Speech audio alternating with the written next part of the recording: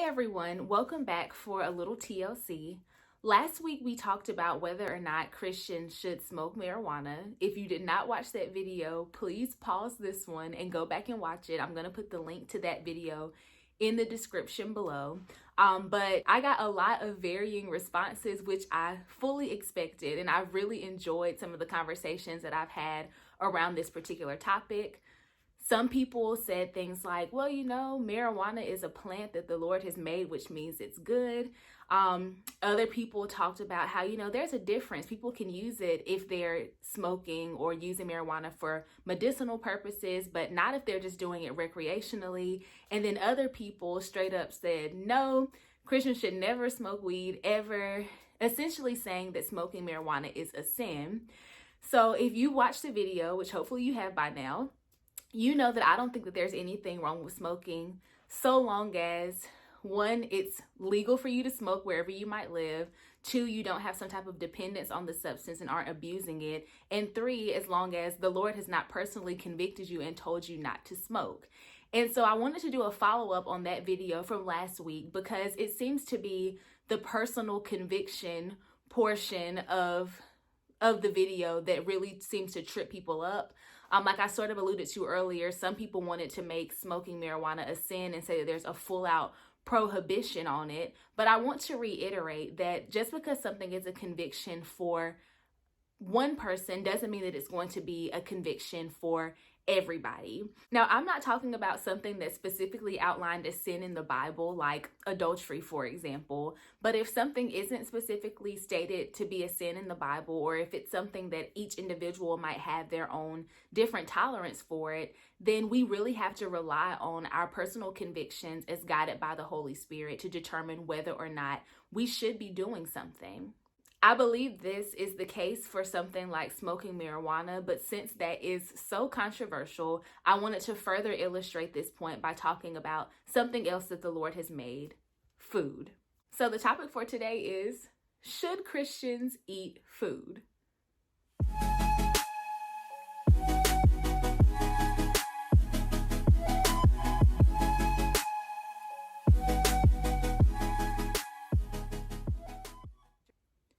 Now, you can literally use the same exact questions from last week's video to determine whether or not Christians should eat food.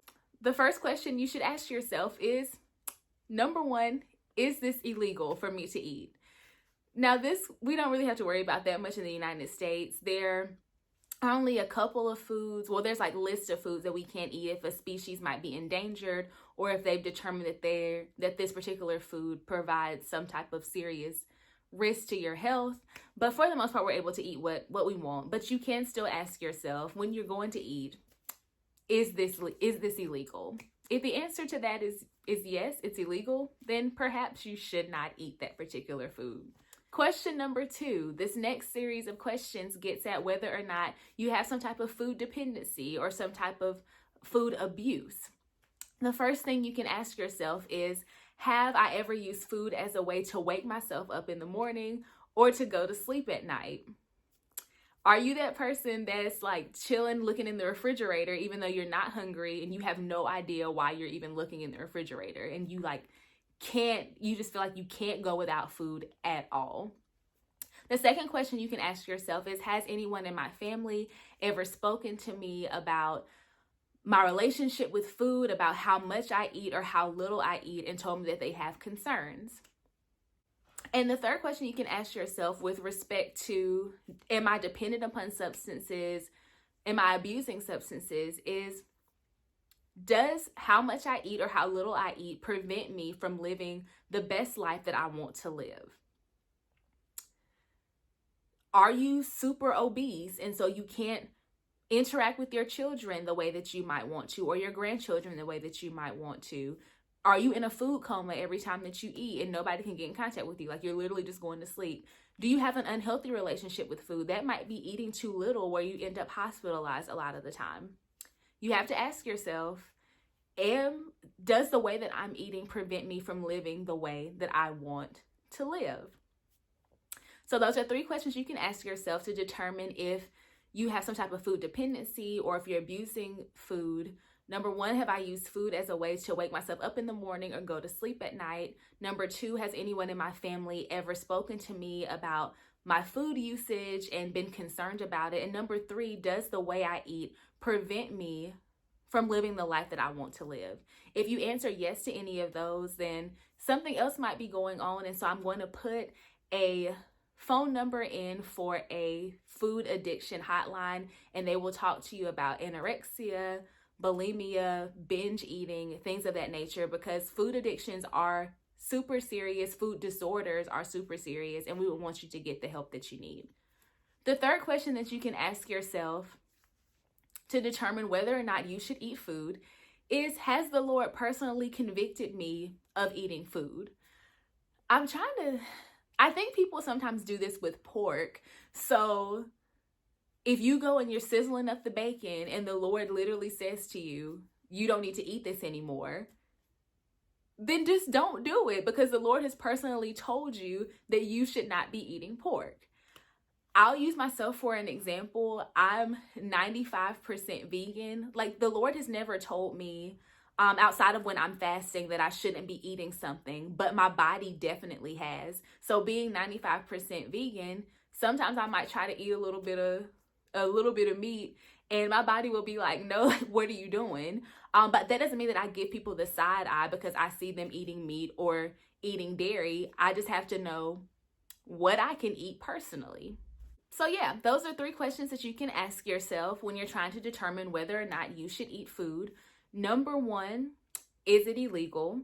Number 2, do I have some type of dependency on food, or am I abusing food? And number 3, has God personally convicted me of eating food? So we got through the 3 questions, and it seems super silly to go through those questions with food, right? At least I felt silly going through it. But we know that gluttony is a sin, but it's super, super rare for anybody to talk to others about how much they are eating or the types of food that they are eating, even though we know that what a person eats and how much they eat directly impacts their way of life. America is consistently ranked in the top 10 for having the highest obesity rates, yet we don't say anything about what people are eating for the most part. We have all types of lunches and dinners with all the fried food and everything else after every church service. And some people say that if there's no food, they're not going to show up to the service. So food is definitely something that people struggle with. But we don't talk about it. So why is it that we don't talk about food, but we do talk about something such as smoking marijuana? Is it possible that we are looking at the speck in someone else's eye when we refuse to see the plank in our own eye? Is it possible that we are making our own conscience, that we're trying to make our conscience the voice of God for everybody else around us? Just something to think about. Just like how we allow people to determine what type of food and how much food they're going to eat, whether or not someone decides to smoke marijuana is something that should be decided on an individual basis based on people's own personal convictions. And if you happen to decide that something is not for you, cool. Do you, boo? But don't try to put that on everybody else. By yourself. Why by yourself? Now, what I'm not going to do is go through every type of sin or everything that Christians might be doing and say, oh, is this a sin? Can we do that? Can we do that? Should we do this? How far, like how close to the sin line can we get before we get in trouble? Because I think that doing something like that is very petty and very immature. But I wanted to follow up on this because I wanted you to know that you can go through these same 3 sets of questions, these 3 questions, when you're trying to determine whether or not you personally should be doing something or whether or not you can do something. Ask yourself, number 1, is it illegal? Number 2, am I dependent upon this? Am I a slave to it so much so that I'm not able to live my best life? And number 3, has God personally convicted me of doing this? The goal is for us to become mature. The goal is for us to learn how to go to the Lord for ourselves, where hopefully we won't be looking to the left or to the right trying to ask other people what they are doing. We can just ask God for ourselves, and we can trust in what God has told us we need to do. That's a part of growing. That's a part of being mature. So that's what I have, y'all. Let me know what y'all think. Do you think these 3 questions I've outlined can be used in multiple situations? How do you tell if something is a personal conviction or if it's something that should apply to everybody? Let me know what y'all think, and I hope I will see you next week for a little TLC. Bye.